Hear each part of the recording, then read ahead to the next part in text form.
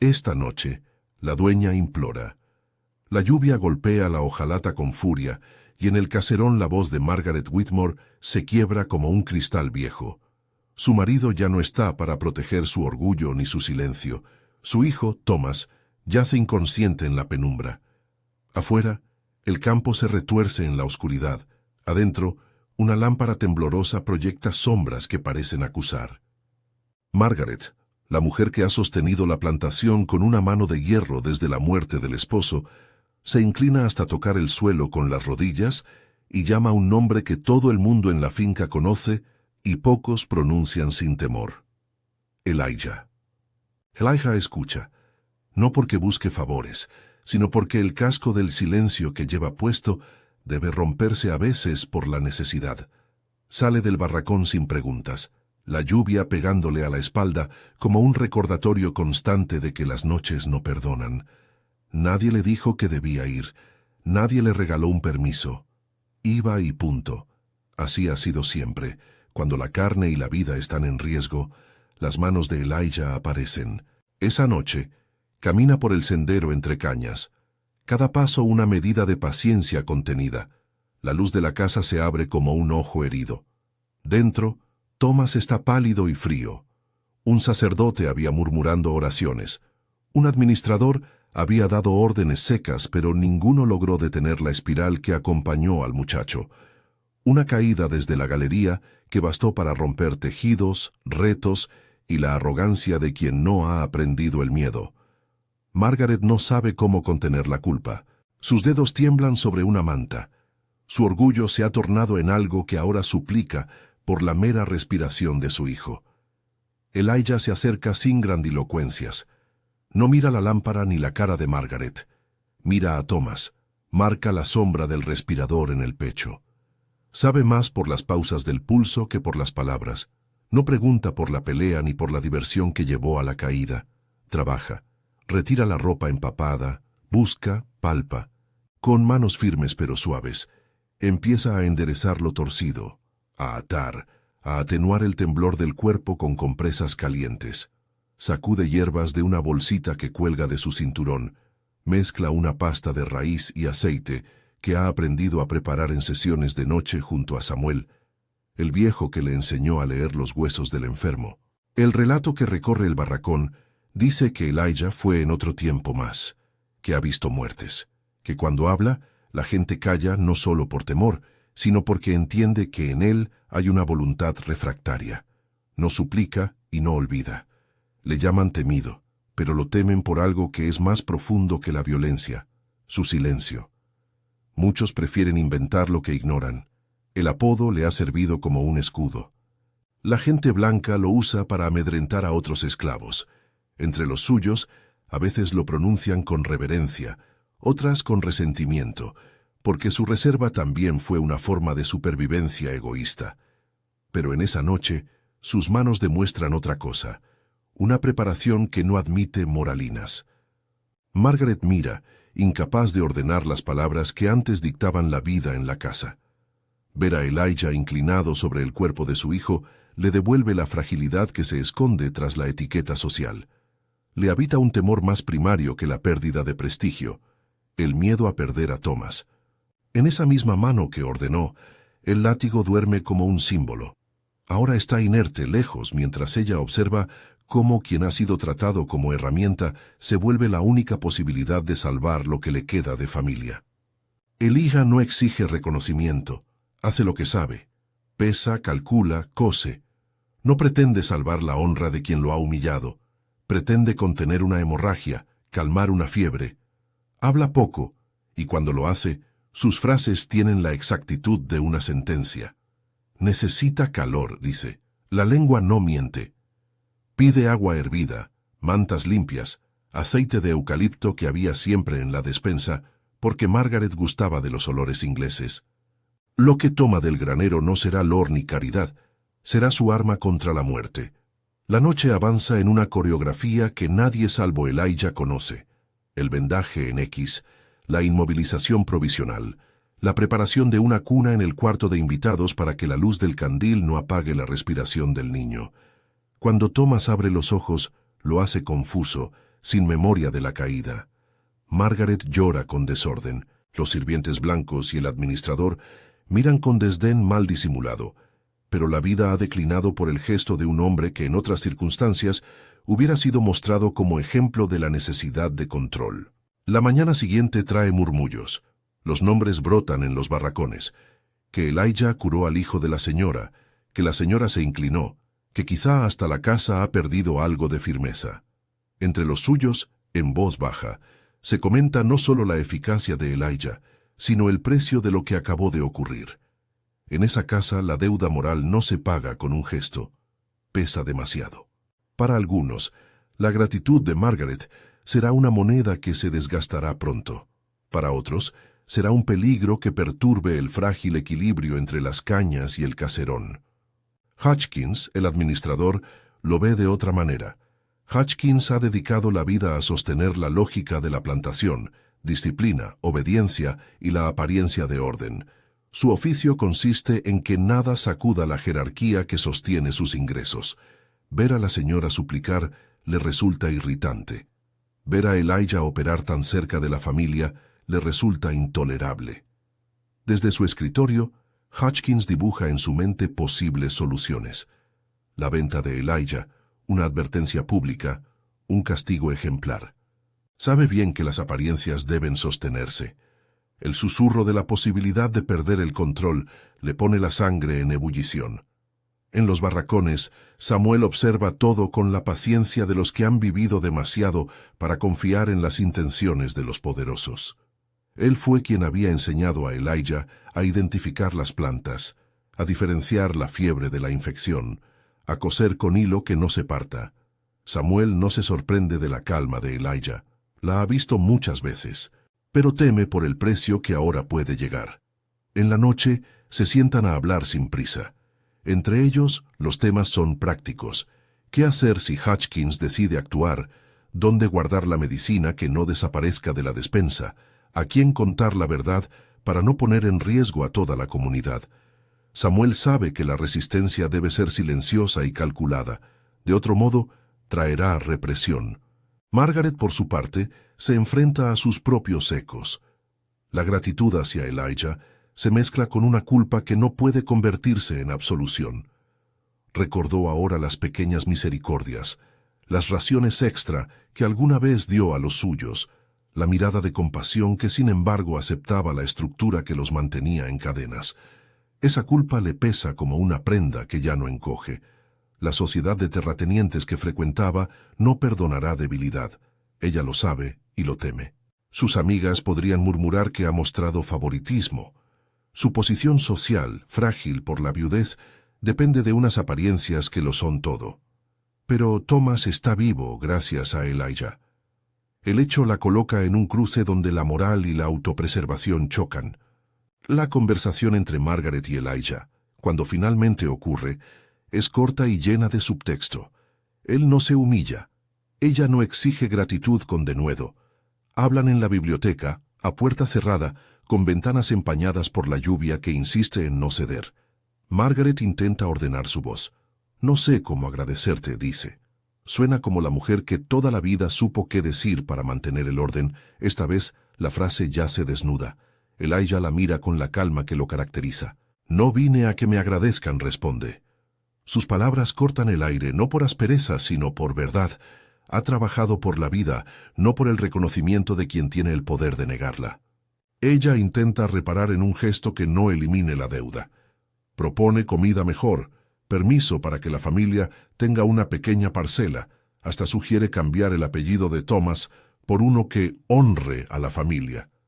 Elijah escucha sin ceder a la seducción de la misericordia que pretende ser redención. Sabe que esas ofertas son parches que no desatan las cadenas. Cuando le mencionan la posibilidad de reconstruir su nombre o mejorar su alimentación, su silencio protege algo, la memoria de lo que les cuesta la libertad auténtica. «No necesito lo que se compra con su vergüenza», dice al fin. No pronuncia la palabra libertad, pero la implica. Margaret se queda con eso como una piedra en la boca. Ella comprende lo que sucede. Su compasión fue insuficiente desde el principio y ahora la deuda exige algo más que pequeñas concesiones. Mientras tanto, en el patio, los rumores se engordan. Los ojos de Hotchkiss no perdonan la cercanía entre la señora y el curandero. Convoca a Callaway y Robertson, dos terratenientes de fincas vecinas que visitan la plantación para hacer gala de sus caballos y de su lengua mordaz. Hotchkiss, frío y calculador, sugiere medidas que restauren la autoridad, demostraciones públicas de control, una lección que disipe cualquier idea de privilegios indebidos. Habla de ejemplo, de disciplina, de la necesidad de recordar a todos cuál es su lugar. Callaway asiente por costumbre. Robertson, menos obvio, examina la posibilidad de que la salud de Thomas haya sido favorecida por un esclavo cuya influencia puede corroer la lealtad. La decisión de llevar a cabo un castigo público no es inmediata. Es un proceso que comienza con miradas, pasa por conversaciones condimentadas con temor y terminó en una tarde en la que todo el mundo fue convocado al patio central. En la mañana en la que la idea se cristaliza, el polvo se levanta y un círculo de vecinos se forma. Hotchkiss propone que el correctivo se aplique a modo de recordatorio, un látigo, un poste, unas palabras que suenen a justicia. Margaret contempla la escena con una mente en guerra. Sabe que ceder a la ceremonia puede salvar su reputación y a la vez que sus manos van a tocar de nuevo el mecanismo de la opresión. Su rostro se endurece porque la estrategia social exige dureza. En su interior, una temperatura nueva comienza a subir, el remordimiento que se vuelve una decisión. Elijah se presenta ante el patio con la calma que le caracteriza. Su postura es neutra, no desafía ni suplica. Los demás lo miran como si fuera una cosa a corregir. Algunos esclavos observan con terror. La comunidad blanca se siente segura en su moralización. Hotchkiss explica la razón como quien informa de un orden natural. No por severidad, dice, sino por enseñanza. Margaret escucha las palabras y las usa como máscara. Ordena que se aplique el castigo. Nadie dirá si ella lo hizo por salvaguardar su posición o por ser una pieza indispensable en un plan mayor. Ella siente el peso de la decisión, pero no lo permite quebrar su exterior. Ha aprendido que la imagen lo es todo. El látigo corta el aire. Elijah recibe los golpes con la misma quietud con que había curado a Thomas.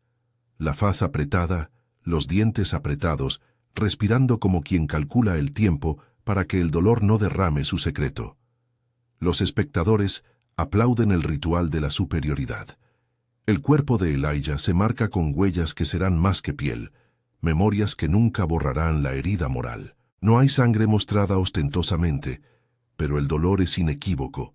Sus ojos miran lejos, hacia adentro, no para buscar clemencia. En ese silencio, algo se revela. No es fuerza bruta la que domina, sino una capacidad para soportar, para transformar la humillación en algo útil. Sus aliados en la sombra observan con respiración contenida. Después de la escena pública, la conversación en la casa no cesa. Margaret entra en la noche con las manos temblando. En el interior de su habitación, frente a un espejo que refleja una cara que no reconoce, toma decisiones disonantes. Mantendrá la apariencia necesaria para seguir siendo respetada por sus pares, pero también abrirá una puerta detrás del caserón para salvar lo que puede. Comprende que un gesto público la redime ante la comunidad, pero no disuelve la responsabilidad de haber permitido la opresión desde siempre. La culpa y la necesidad de expiar se convierten en motores distintos que la arrastran en doble dirección. En privado, Margaret habla con su confidente más cercano. Una mujer de sociedad que aún no comprende del todo lo que significa la opresión, pero que guarda un secreto de humanidad. Planifican la venta de una de las tierras menos productivas, la donación encubierta de fondos, la creación de una coartada para enviar a Elijah lejos. No es caridad, es un plan que anhela un final, la desaparición de alguien que representa la incomodidad moral. Pero Margaret, en su soledad, no actúa solo por expiación. Algo más profundo la empuja, la necesidad de hacer algo que no borre la culpa, pero que alivie la carga de haber sido quien cerró los ojos demasiado tiempo. Elijah, por su parte, es llevado de vuelta al barracón con la calma que gasta las estrellas. Sus compañeros le cuidan en silencio, Samuel curando las heridas con ungüentos y té amargo para la fiebre que la noche dejó. En el silencio del barracón, la comunidad lo rodea no con palabras grandiosas, sino con actos de cuidado. Joseph le trae una manta, Mary le pasa una taza tibia. Las manos que en otro tiempo recogieron algodón, ahora aplican hojas y cantan canciones bajas que no se oyen más allá. En esas voces hay una trama, la memoria de los que han perdido el orgullo, la supervivencia forjada en la clandestinidad de la noche. Elijah no habla de venganza. Su fuerza, la que la gente ven como temible, es la capacidad de elegir. Puede decidir quedarse y cargar con las humillaciones. Puede decidir que la única gratitud válida es la entrega de una libertad que nadie le ha prometido. Su historia no se cuenta con golpes, sino con decisiones que maduran en el silencio. Y esa noche, mientras la lluvia hace un tapiz en el techo, alguien llega con noticias que hacen que la sangre de la comunidad se acelere. Hutchins ha hablado de vender a Elijah, no como advertencia, como certeza. La voz que trae la noticia es fría y no muestra piedad. El rumor se propaga como aceite en tela. Podrían separarlo, trasladarlo, llevarlo a un lugar donde la distancia lo convierta en una sombra sin peso.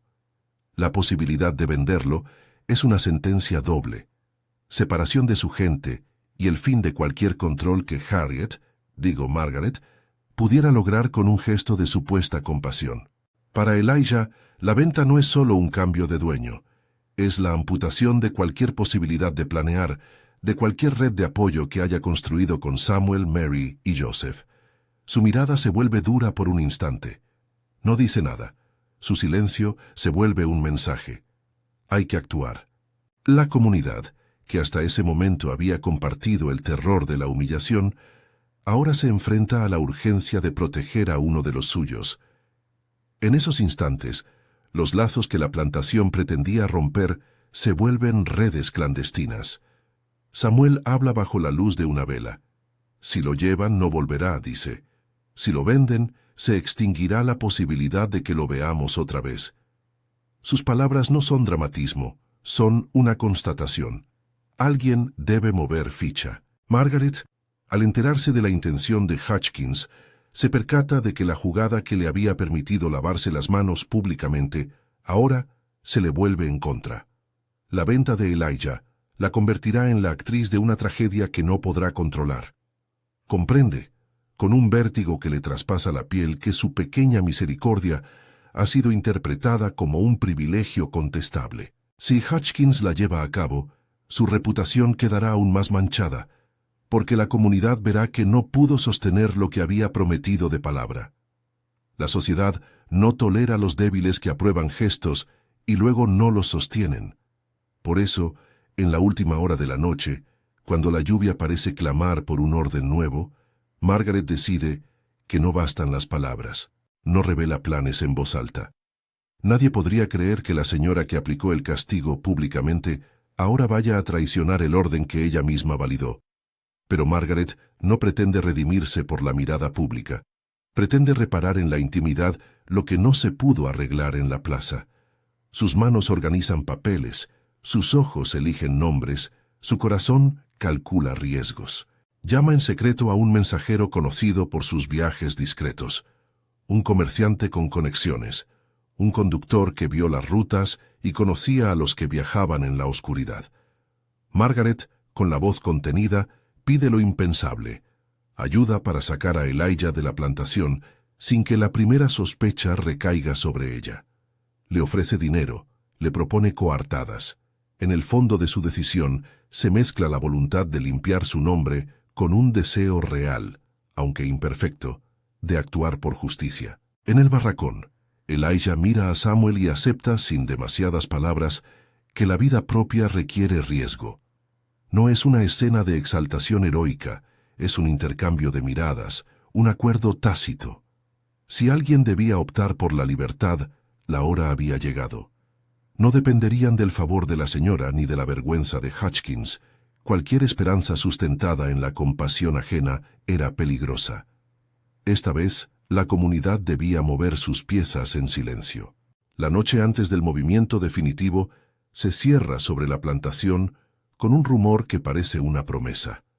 La lluvia amanece en una cortina que borra huellas y que, tal vez, ofrece la cobertura necesaria. En la cocina, Mary empaqueta algunas cosas que parecerán pertenencias comunes. Joseph presta atención a las rutas. Samuel prepara ungüentos y ungüentos para el viaje.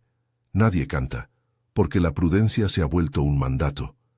Margaret en la biblioteca prepara el dinero oculto en un libro que nadie abrirá. Sus manos tiemblan, pero su rostro es ahora de alguien que ha elegido. Pasó por la vergüenza pública y salió con algo en la mano, una decisión que desafiará la lógica social. Afuera, el carro de la plantación descansa bajo la lluvia. Dentro, unas pocas mantas, una provisión modulada y la complicidad de quienes han decidido decir no a las reglas que los encadenaron. Elijah carga consigo algo más que unas pertenencias. Lleva la memoria de cada azote, el nombre de aquellos que quedaron, la certeza de que la libertad no se pide, se toma. Sabe que la huida será peligrosa, guardias, controles, los ojos de los vecinos en cada cruce, pero sabe también que la decisión de salir es la única forma de devolver sentido a su vida. La fuerza que revela esa noche no será un golpe final ni un espectáculo de orgullo. Será la firmeza serena de quien aposta a la libertad. El plan está en marcha. Se han citado voces, se han cerrado puertas, se han cruzado miradas cómplices. El problema real es que la línea que separa la vida y la muerte es delgada, y la plantación se alimenta de la costumbre de velar por lo propio. Hutchins no dormirá confiado, vigilará. Los guardias recorrerán la vereda como si el terreno fuera suyo. Sin embargo, en la oscuridad, la labor de quienes ayudan a escapar funciona como una red. Hay contactos en los bosques, un conductor que sabe de atajos, una familia de granjeros que promete refugio por una noche.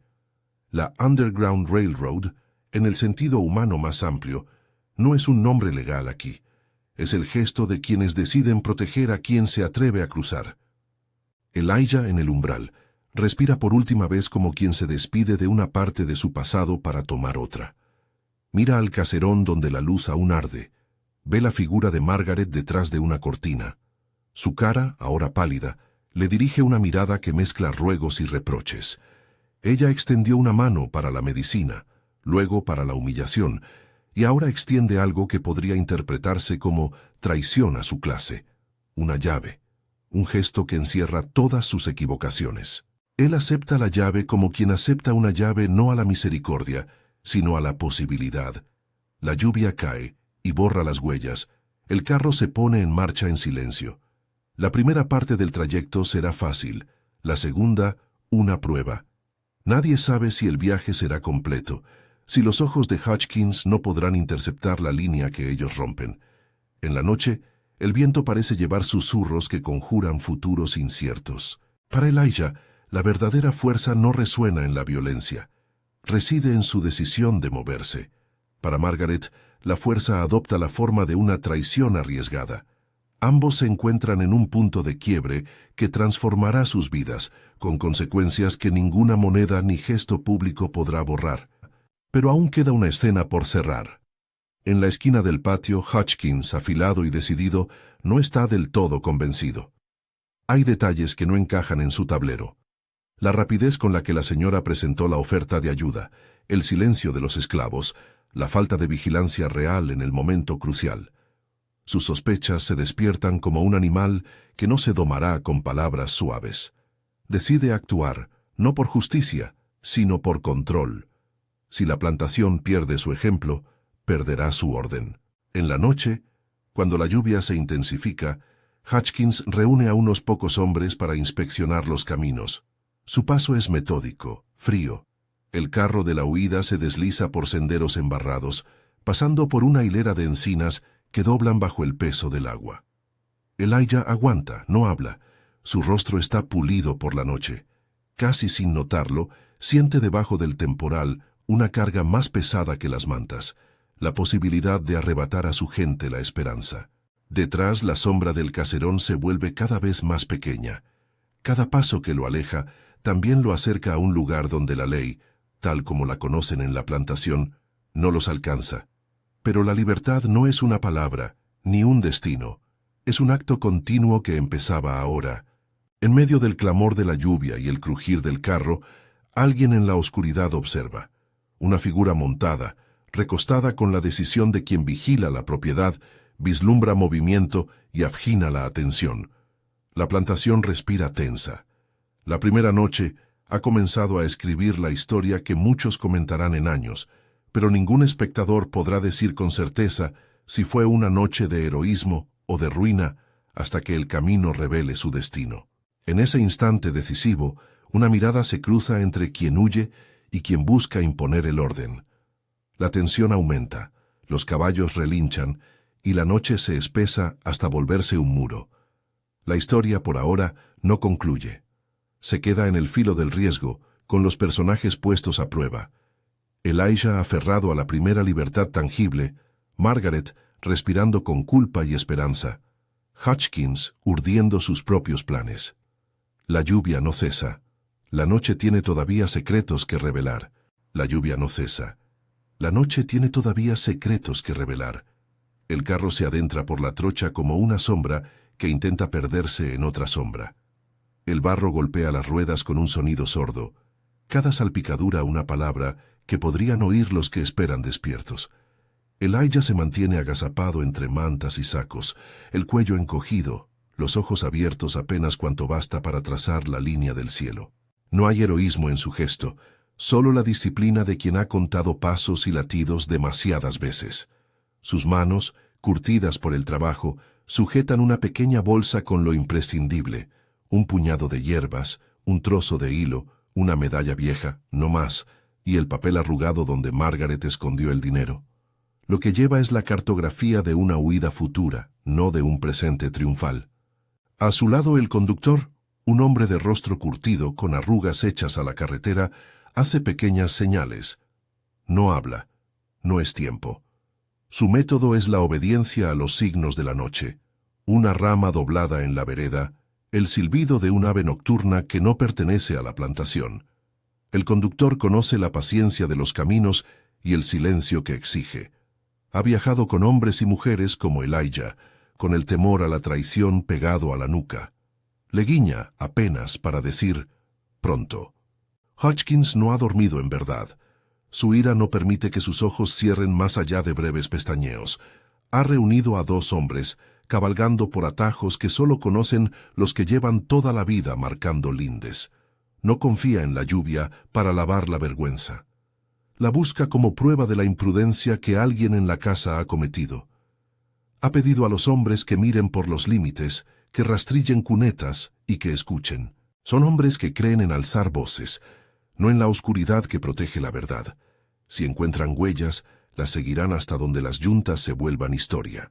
El carro gira, esquiva la vereda principal y toma un sendero entre juncos que fingen cerrar el paso. La estrategia no es alardear, es convertirse en lo anodino. Los ladrones de la libertad saben que lo ostentoso mata el plan. Por eso en el carro reina una calma casi inhumana. Voces apenas audibles, un latido que no se suma al ruido del barro. Cada vez que el conductor baja la vista, Elijah siente la presencia de la plantación como un aliento detrás de la nuca. No conversa. En su cabeza desfilan imágenes. Samuel en la penumbra, Mary curando, la cara de Thomas pálida y agradecida por unas horas robadas a la muerte. También pasan nombres que no pronunciará jamás en voz alta. Los que quedan, los que podrían pagar con su vida por este gesto. La primera prueba llega cuando el carro debe cruzar un puente de tablas. El ruido del crujido es una campana que delata. El conductor lo sabe y detiene las rudas sobre un lateral donde la madera cede menos. Un brillo de plata aparece a lo lejos, la figura de un jinete que recorta su silueta contra la lluvia. Son caballos que reconocen la finca. Los corazones se tensan. El conductor impulsa un movimiento. El carro se detiene. Los que huyen se deslizan bajo capas. Las mantas caen como océano. Elijah siente bajo su palma la humedad del papel con el dinero. El jinete pasa. Apenas un vistazo. Elijah no se permite respirar hasta que las pisadas del caballo se diluyen y solo queda el rumor de la lluvia.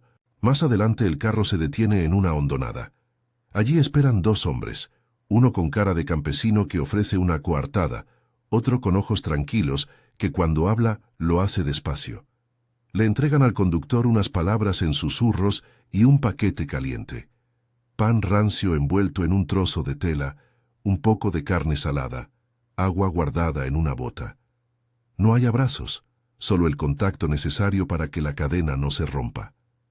Al verlos, Elijah percibe algo que no se ve en la plantación: la vida colaborativa de quienes enfrentan riesgos por decisión propia, no por imposición. No se trata de caridad, es obligación moral antigua como la sangre. La primera estación, una cabaña de un granjero viejo, resulta ser una prueba de temple. No hay luz que destaque en la casa, solo una chimenea de humo que se eleva, un sonido capaz de engañar al oído cuando se acerca un jinete. Les reciben una mujer de manos callosas y un niño que acuna a una cabra en silencio. Los que ayudan no preguntan el origen de los fugitivos, solo toman sus nombres, escriben notas en un libro que no dirán a nadie y ofrecen un escondite para la tarde. Elijah se recuesta sobre paja húmeda. El olor a estiércol y a heno le es menos extraño que la fragancia de la casa grande. Allí, entre personas que no temen dar posada, siente por primera vez la presión disminuir un poquito. No olvida lo que dejó. Solo le llega un respiro que no es triunfo, sino apenas alivio. Pero la noche no perdona la distracción. Hutchins observa un detalle que no encaja: la ausencia repentina de un perro guardián, el movimiento sospechoso de un criado que parece distraído. Convoca a uno de los suyos y le pide comprobar el camino secundario. La búsqueda se torna más intensa y se añade un nuevo peligro: patrullas improvisadas con faroles buscadores. El conductor, conocedor, decide variar la ruta. Deben evitar la carretera principal. Toman un atajo por el bosque, una vereda que solo conocen los que se han atrevido a perder la señal del mundo. Allí, la lluvia es una cortina que silencia, pero también afloja los pasos, hace que los caballos resbalen, que el hilo del plan se tensee con más fuerza. En el corazón del bosque, una señal convenida, una piedra con una hendidura que marca la proximidad de un río. El conductor indica a los hombres que se callen. Hay que cruzarlo a nado en cierto tramo o en una barca pequeña que conocen unos pescadores compasivos. Cruzar el agua implica otra forma de confianza. Quienes ayudan se manchan las manos, no solo con dinero, sino con el peligro de apoyarte más allá de la vista. Elijah siente el frío que sube por sus pantalones al tocar el río.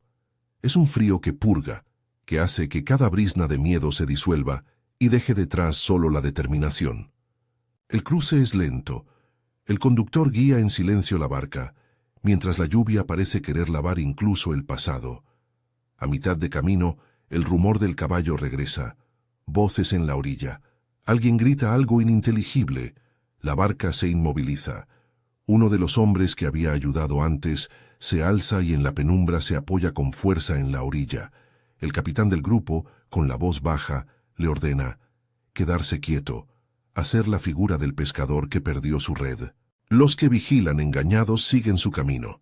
La barca reanuda rumbo. El corazón de Elijah late como tambor de guerra. Al otro lado, la noche les recibe con la boca abierta. Se desvanece la sensación de persecución inmediata. No, todavía no ha terminado, pero han ganado metros.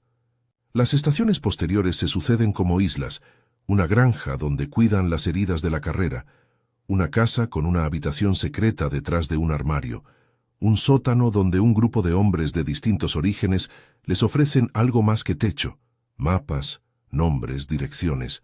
Cada rostro nuevo es una promesa recíproca que no se discute. Quien fue ayudado, ayuda. Quien ayudó, sabe que su nombre no figurará en ningún papel oficial. Es el tejido que mantiene la huida con vida. Solidaridad anónima, montada en la posibilidad de perderlo todo. Elijah observa y aprende la geografía de los forasteros que reparten esperanza. En un punto avanzado del trayecto, cerca ya de un río grande que en su curso separa una región de otra, la compañía encuentra un grupo hostil. Haraganes que buscan recompensa. hombres pagados por la plantación o por el rumor de que la noche trae presa. Son hombres con bocas cerradas y manos cortadas por el trabajo del mal. Se habla poco, la atención se concentra en la respiración contenida. El conductor interpreta su peligro con la lógica fría que exige la supervivencia. Tomar un sendero menos transitado, cruzar un campo baldío a la luz de la luna, usar el ruido del agua para cubrir sus pasos. Allí llega uno de los momentos que fijarán la prueba hecha al temple de Elijah. Al cruzar un claro, un farol cimbrea en la distancia. Un hombre los observa desde un eucalipto, con un perro que olfatea la noche. Los pasos de Elijah son medidos, cada respiración una cuenta. El conductor susurra una orden que no es sino aire, agazaparse en un montículo de juncos, quedar inmóvil como un tronco. Los perros pasan olfateando y se detienen al borde del claro. Luego, confundidos por el olor del río y la lluvia, siguen su camino. Los hombres con faroles le dan un último vistazo y se retiran. Es un triunfo que no tiene alarde. La calma vuelve, pero más densa por haber sido comprada con el miedo. Horas más tarde la frontera de lo que ellos llaman libre aparece en la conversación en voz baja.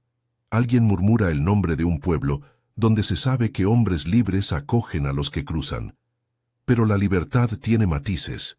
No es un lugar donde desaparece el dolor, sino un espacio donde los pasos de la opresión dejan de perseguir con la legalidad detrás. Allí, en una casa con ventanas abiertas, los recibe un hombre de la comunidad negra que los reconoce de una fotografía vieja. Elijah aparece en la memoria como el curandero que salvó un niño blanco. El reencuentro no es celebración, es la comprobación de que han logrado cruzar una línea que muchos no alcanzan. Elijah siente la gratitud de la gente y al mismo tiempo una vieja herida que no se cierra. En ese pueblo libre encuentra trabajo como lo haría un hombre que no pretende olvidar su pasado. Monta un pequeño cuarto donde atiende dolencias, cura heridas con manos pacientes y enseña a otros a conocer raíces. No se exhibe como héroe, se limita a hacer aquello que le permitió sobrevivir, ayudar a los demás sin pedir nada a cambio. Su fama cambia.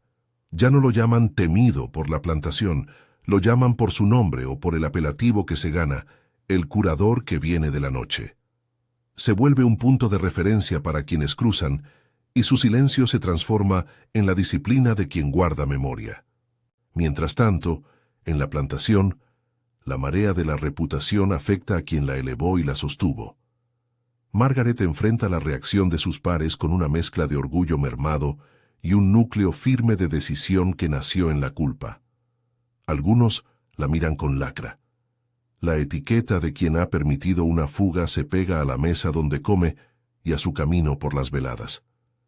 Hutchins, en público, exige explicación. La comunidad blanca cuchichea sobre negligencia y sospecha. Margaret siente el peso de la mirada que antes fue sumisa y ahora se torna filtradora.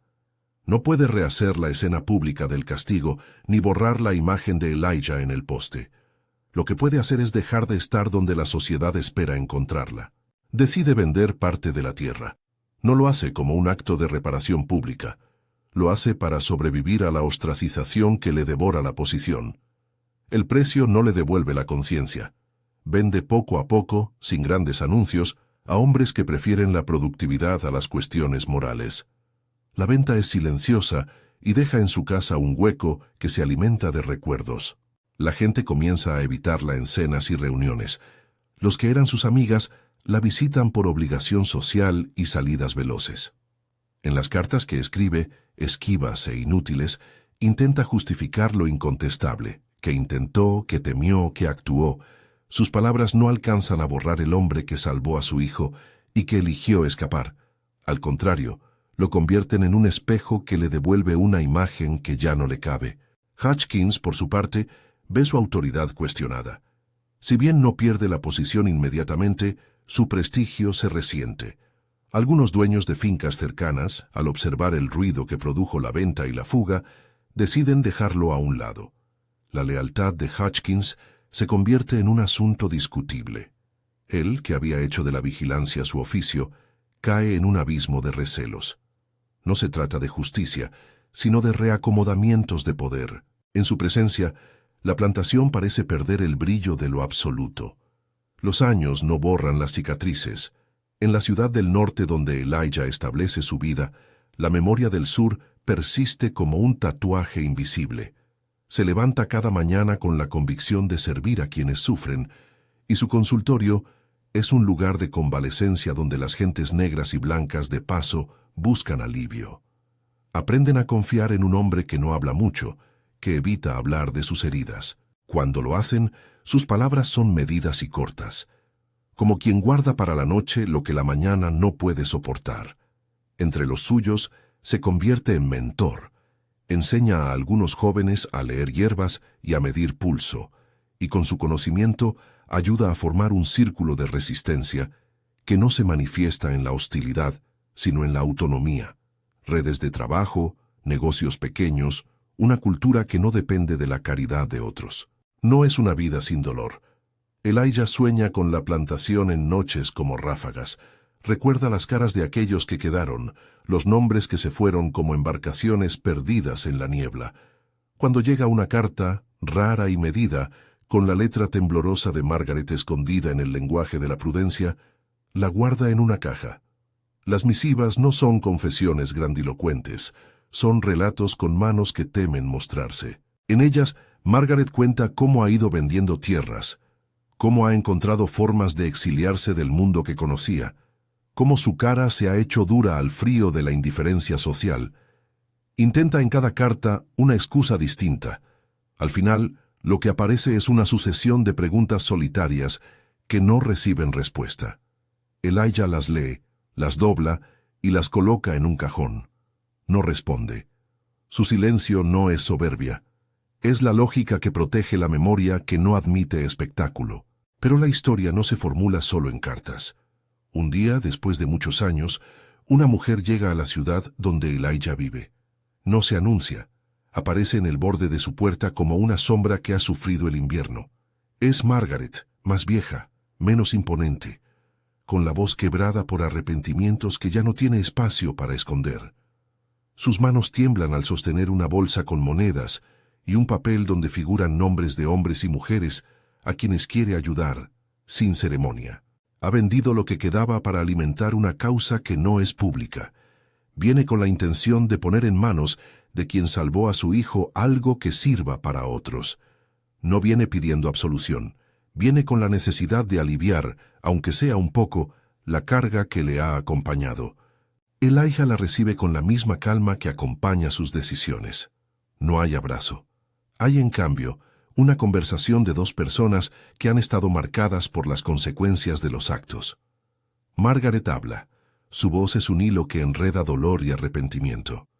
Habla de la noche en que imploró, del polvo en el patio, del latigazo y de la decisión oculta que cambió el curso de muchas vidas. No pide ser perdonada. Busca, quizá, la posibilidad de asistir sin ser vista, de que el dinero que entrega no se quede como un monumento a su ego, sino como un recurso para alimentar lo que no puede deshacer. Elijah escucha. Le dice una sola cosa: la libertad no es regalo, es trabajo. Sus palabras no reprochan ni aceptan, constatan. Margaret se queda un tiempo trabajando en la sombra, ayudando a tejer redes sin buscar la mirada de nadie. La culpa no la abandona, pero la labor le ofrece un modo de moverse que ya no consiste en la apariencia. En su vejez se vuelve menos solemne y más práctica. Se hace invisible para gran parte de la sociedad que la desprecia, pero útil para los que buscan la vida. Aún así, su muerte no borra la historia. Muere con remordimiento, no con expiación. Sus últimos días son de una limpieza austera. Ha dejado instrucciones para que su casa sea puesta a la venta, y ha marcado en su testamento algunas donaciones a manos anónimas que ayuden a familiares de los que fueron explotados por la plantación. No espera que sean gestos que restablezcan el equilibrio. Sabe que no se paga lo que se robó con moneda. Su paz está hecha de silencios y trabas que ella misma colocó. Para Elijah, la noticia de su muerte llega como todo lo que ha vivido, sin ceremonia pública. Asiste, en la medida en que la distancia lo permite, a la liquidación de aquello que fue la casa donde sufrió y donde curó. No observa la subasta ni la tirria de los que compran por precio. Sabe que nada de eso altera lo fundamental. Ha construido una existencia donde el sur es una lección y el norte un campo de trabajo. Con los años, su práctica médica se vuelve referente. No solo cura heridas, también enseña a leer las marcas que deja la opresión en el cuerpo de una persona. Su consultorio es un santuario para los que no quieren palabras de consuelo, sino remedios reales. La comunidad que lo acoge también cambia con el tiempo. Hombres y mujeres que llegaron buscando asilo construyen vidas que son pequeñas patentes de resistencia, pequeños negocios, escuelas improvisadas, casas donde se lee por las tardes. Elijah participa como uno más. No quiere voluntarismo que lo convierta en mito. Su fuerza, la que el título prometió revelar, no es un golpe final contra nadie. Es la constancia cotidiana de quien rehace su mundo sin esperar gratitud. Sabe que no puede borrar lo ocurrido, ni salvar a todos los que quedaron. Su modo de combatir es con manos que curan y con redes que sostienen. En los años siguientes, cuando algunos de los que escaparon llegan a su consultorio con historias nuevas, Elijah los escucha y los prepara. Susurran nombres, lugares, e inician rutas que muchos necesitarán tomar. Enseña a otros a ser cuidadosos, a saber cuándo callar y cuándo actuar. Sus lecciones no son heroicas en público, son estrategias de supervivencia. Cómo moverse en la noche, cómo pedir ayuda, a quién confiar. Su temor de antaño se convierte en algo distinto, respeto por el peligro y por la dignidad de quien enfrenta la fuga. La plantación del sur queda en manos de unos pocos. Algunos terrenos se venden, otros se deterioran. Los caballos y las carretas ya no hacen el mismo ruido. La casa grande envejece con menos manos para sostenerla. Los murmullos sobre la señora que imploró se vuelven leyenda local. Una historia para contar en ventanas cerradas, un aviso sobre lo que ocurre cuando la cruz de la culpa no se atiende a tiempo. Hutchins muere sin que su nombre se recuerde con honor. Su autoridad se diluye en el olvido de los hombres que se aferran a la tierra. La justicia que se oculta en la vida real no siempre llega con gran estruendo. Llega con reacomodos que dejan a algunos con menos que antes y a otros con la posibilidad de empezar. Elijah, por su parte, nunca busca venganza. Su fuerza se revela en la decisión sostenida de socorrer, de restituir, de enseñar.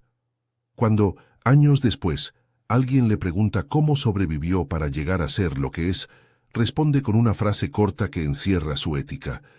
No confié en la bondad ajena, confié en mis pasos.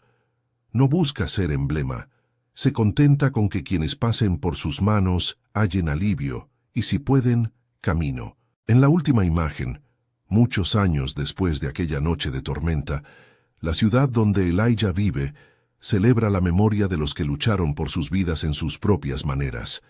Conciertos modestos, reuniones en salones, el coser de banderas negras que no proclaman odio sino recuerdo. Elijah observa desde una silla cercana. Los jóvenes hoy pueden hablar con cierta ligereza de la libertad que ellos respiran. Él los mira con una mezcla de ternura y advertencia. A su lado, una joven que recibió sus lecciones atiende a un niño con la misma calma que un día tuvo Elijah sobre la cama de Thomas. El círculo continúa. El eco de la noche en la que la dueña imploró permanece como una lección. La súplica hizo visible la fragilidad de una familia. La decisión de Elijah convirtió el miedo en movimiento. La verdadera fuerza, aquella que no se exhibe en el patio con látigos ni en escenarios de justicia pública, se demostró en la capacidad de resistir, de organizar y de tomar la ruta que conduce a la autonomía. No fue un espectáculo de poder, sino la práctica paciente de quien elige su destino. Al final, la plantación queda atrás como un paisaje que pocos miran con nostalgia. Las cañas se doblan bajo el viento, y en algunas tardes el rumor del río parece una memoria que no olvida. El que fue llamado temido es ahora para muchos el curador que enseñó a otros a vivir. Margaret, en su tumba, deja una herida que no se cierra con dinero ni con actos de última hora. Sus intenciones no reescriben el pasado, abren a lo sumo caminos para que otros no tengan que repetir errores. Esta noche, como la de hace tantos años, queda como un espejo. Hay quien pide y quien actúa, hay quien humilla y quien elige levantarse. La revelación de Elijah no fue un gesto heroico para la galería, fue su decisión de moverse en silencio, de confiar en manos amigas, de convertir lo fugaz en sostenimiento. Así su verdadera fuerza se mostró no en la violencia, sino en la perseverancia y en la posibilidad de crear libertad donde la costumbre había sembrado cadenas. Si esta historia te hizo pensar, comparte y comenta. ¿Qué hubieras hecho en su lugar?